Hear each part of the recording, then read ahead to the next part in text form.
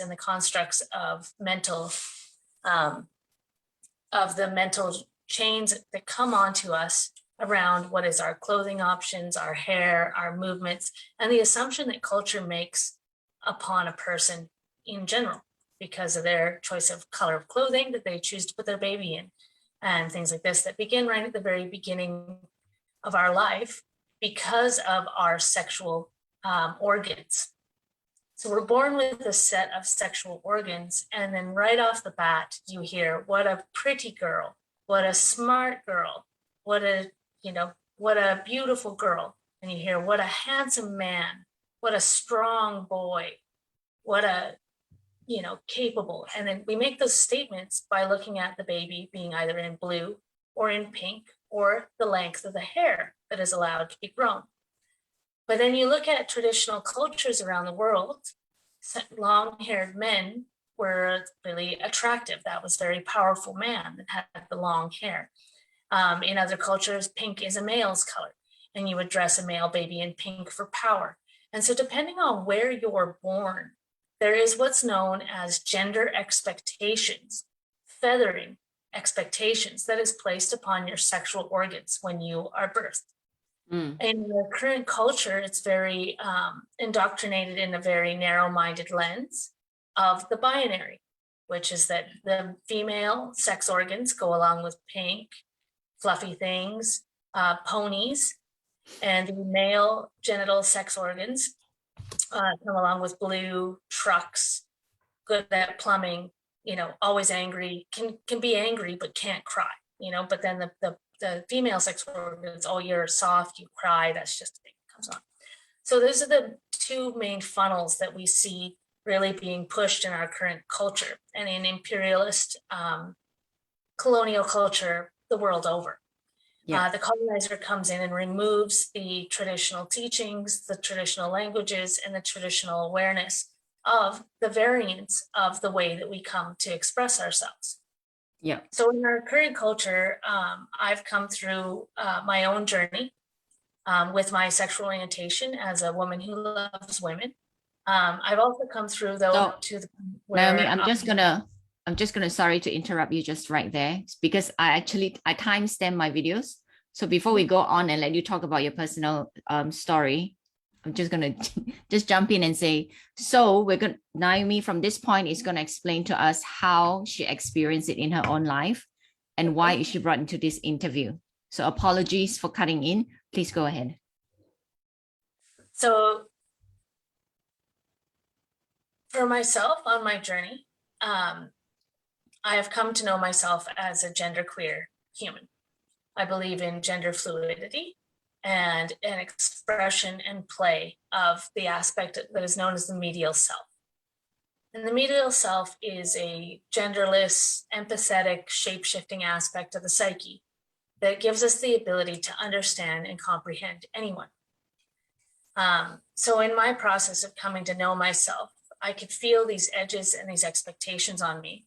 And early on in my youth, I was offered the option to transition because I liked women, because I didn't want to go back on medication. And I had been told by a psychologist that when they were finished with me, that homosexuality was just a chemical imbalance and I would be straight, I would be heterosexual. So at this stage in my 18 years of life, I had come to understand that I liked women. I came from a very small village that, even though the word lesbian or gay wasn't even spoken about, was not taught in sex education classes. And it was a very kind of hush-hush taboo subject in the whole village as a whole. There was one gay man in the entire village. So by 18, I had come to be aware that I was interested in women. I had dated males and I had intimacy experiences with males, but nothing responded. Then that's where I came when I first had my first interaction with another female body being. I noticed chemistry and responses in my vehicle that I had never experienced prior to that. When I was offered the option to transition, it was gifted to me by a counselor who was observing and expanding their horizons into this awareness of different fluidities, different options, and with science these days, the assistance of hormones to adjust and reassign as sex. Mm. So with a female to male body being, my options were that I would cut my hair off, I would bind my chest, I would change my name to a male's name, and I would begin to live for a year as a male. Then Yep. a year after, I would be allowed to begin hormones. And as a female body being, my clitoris would grow to the size of my thumb, and I would have a pseudo penis, as some would say. And at that stage, I would be able to get 2 different surgeries to manufacture me from my body's tissues, a phallic object that I would hopefully urinate out of. Yep. It's harder for a female to go to a male for the bottom surgery aspect of things. Yep. We are all genderless at a fetal stage, and there's one point where we turn and the gonads either stay in the body or they drop out of the body. So really to have that option, it's not that difficult. And it's better done earlier on in life before one hormone system setup is more established than the other. Yep. At that time when I was offered that though, I in myself was not okay within myself. And I'm not a fan of surgeries at the best of times. Mm. And so then the realization that my father, his name is Laurie, and he's a long-haired man. So the cue that I would have to cut my hair off and change my name to a perceived male's name to be able to embody the truth that what I always knew, which is that at times I felt like a boy as a child. Felt very much like a boy as a child, but I also had 2 brothers, and my safe parent is my father. Yeah. And so I always flexed and worked out, and I played with bugs, and I didn't like the soft fluffy because I needed the warrior strength in my spirit for the family life that I was born into in this incarnation. I came in as a warrior. So when I was given that option to transition, I instinctively grabbed my breast, and I just thought about it for a minute, and I ended up going across Canada by myself. I've got a bus ticket, and I threw my medication out, and I just spent a good couple of months just on a bus going across Canada, thinking about what did I want to do, who was I, what are my options, what does it mean to be a man? Yep. So at that time, I cut my hair off, and I began to. I was known as Serge already before this moment by my community. And I proceeded to go by Serge for a number of years, walk around topless when I felt like walking around topless. And because males are allowed to walk around shirtless, why can't I? And I started to push on what was cultural expectations of Yeah. my body that says I'm a man. Well, I cut my hair off. My name is Serge. If I wear a shirt and it's buttons and it's just open, my chest looks like a man's chest, just like any other man. Yeah. So I am a man.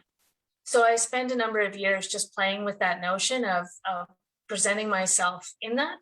And I also found myself I felt very empowered. I felt very strong.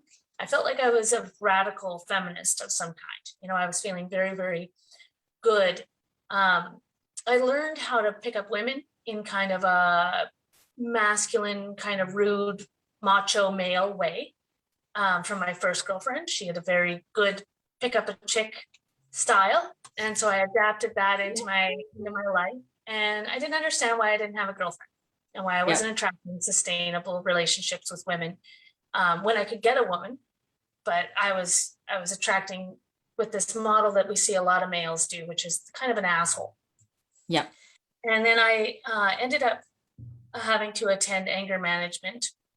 And they put on a gender documentary about the masculine binary and the expectations on males, their body size, their ability to sustain under emotional pressure, lift really heavy things, always know how to fix a toilet, a car, these kind of things that are unspoken expectations that if something heavy needs to get lifted, we turn to the man in the room.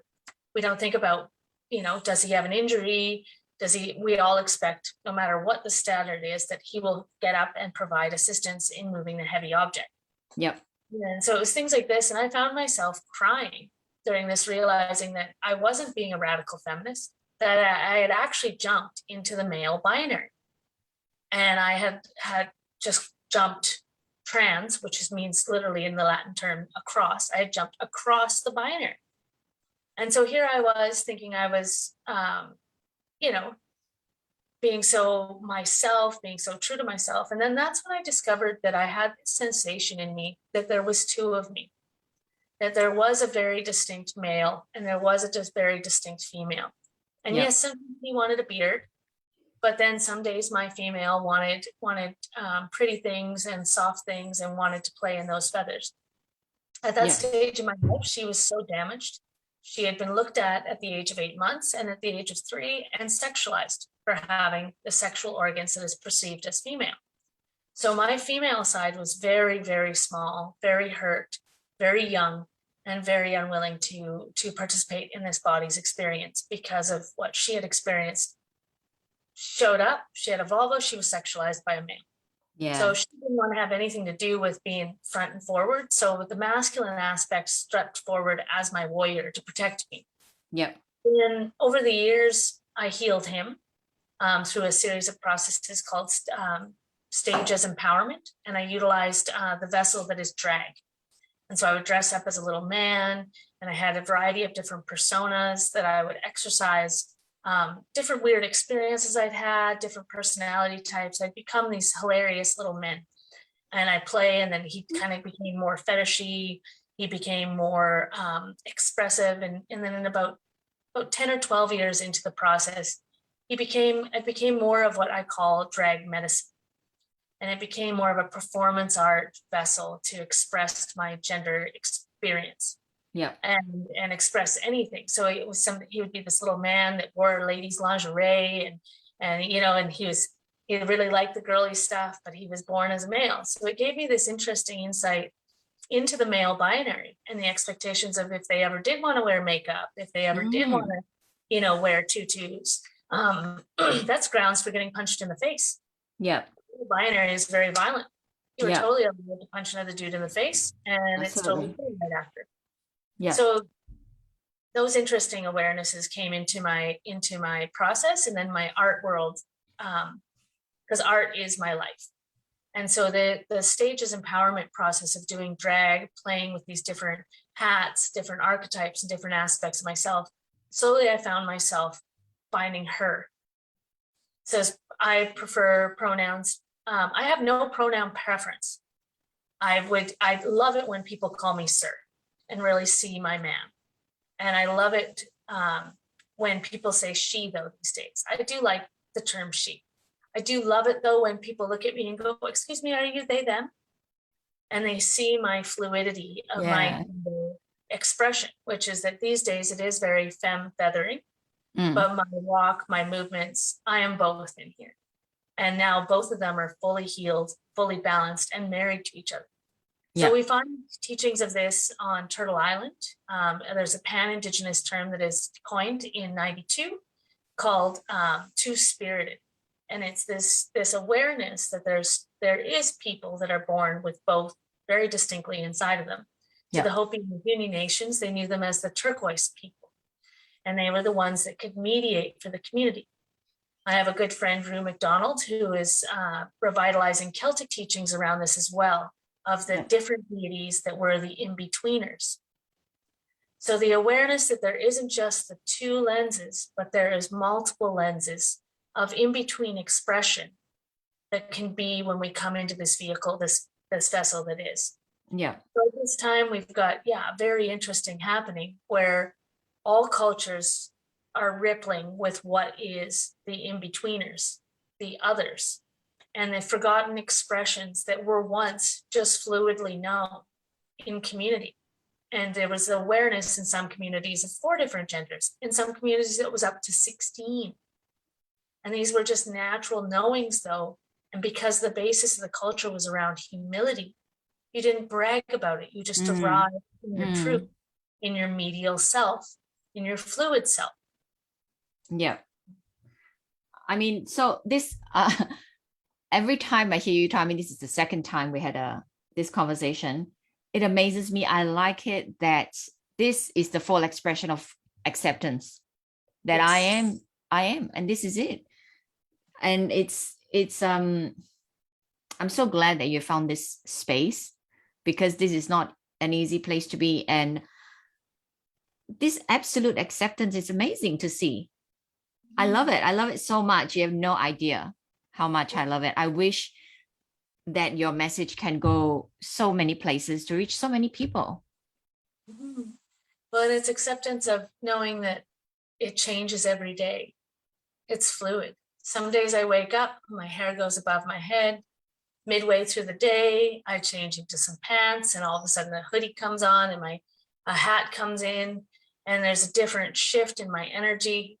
And that awareness that we need to be allowed to be flowing.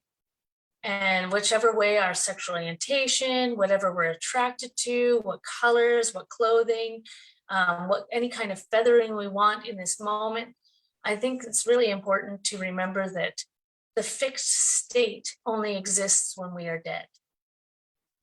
And Mm, so while we are living, allowing ourselves to know, and our children and all the spaces to know that flow is welcome. You want it to wear is. bunny ears on a Wednesday. You want to put a dinosaur hat on today. You feel like a princess queen. And in the afternoon, you feel like some bardic scout with his lyre. You're a he, you're a she, you're a they, you're a them. And just that allowing everybody to flow, and remembering that when we fix on anything, especially when we try to fix on the mystery that is ourselves, it scares our soul and it flees from our body, and we get this emptiness that we don't know who we are. And then we Wow. go to the outside world harder and harder and harder. Mm, But really that scares the soul even more. So the thing that I think we're trying to get back to as a culture right now is allowing ourselves to be a mystery to ourselves and others, and to be amazed at the incredible expression and expanse of different choices that each of us can make at any given moment that might be seeming completely out of character for all parties. And instead of being shocked by it, what are you doing? Why would you do that? You've never done that before. But yeah. instead going, oh, wow, you discovered something new about yourself. What are you playing with today? Yes. What I is love this? it. You're right. We fixate. Like everything seems to have a fixed place and a fixed structure. We fixate the ones, like even when even on a day-to-day basis, we're allowed to, you wake up, you feel good, you get things done, and then by midday you're like, man, not feeling it. And that's okay. Yeah. That's You're allowed to okay. have a nap. You're allowed to, the current culture is like productivity outpour is a product of an industrial revolution model that Mm, wasn't the healthiest. It was bringing us down from 60-hour work weeks because we were dropping like flies. Then the revolution came and it became a 40-hour work week. But in traditional cultures, we only worked about 14 hours. We slept when we wanted to. We woke up in the middle of the night, wrote sonnets. We wove our clothing. We cooked. We tended to the fields. We sang while we did those actions. And we technically strained to the point of a stressful endeavor about 14 hours a week. yeah. But it was within the discipline of the balance. And it had the fluidity to your day. You woke up at 3 a.m. for 4 days in a row, and you ended up having these amazing meditations and downloads. That was where most of our plays, most of our poems, most of our famous novels are written at those hours. Yeah. Like pre Absolutely. the Industrial Revolution, that all cultures had a gentleness, a little bit more of a gentleness rather than this 40-hour industrial model of sit in your chair, only pee when the bell rings, and do what you're told. Regurgitate, be a good little cog in the machine. I'm telling And you, it's just, I get it. I'm hearing you. And with that, we will end this very beautiful interview, because what you've given to us, besides an insight on what it means, gender preference, gender orientation, even gender output.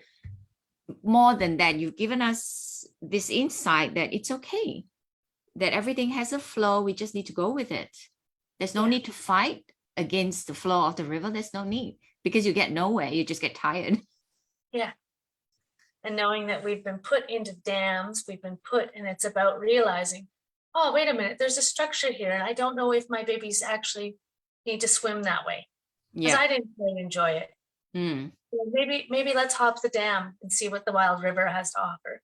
and we'll all That's go right. there together. That's right. But the strength to take that path is immense. And I'm so proud that you have, and I like it. I truly do. This freedom is so nice.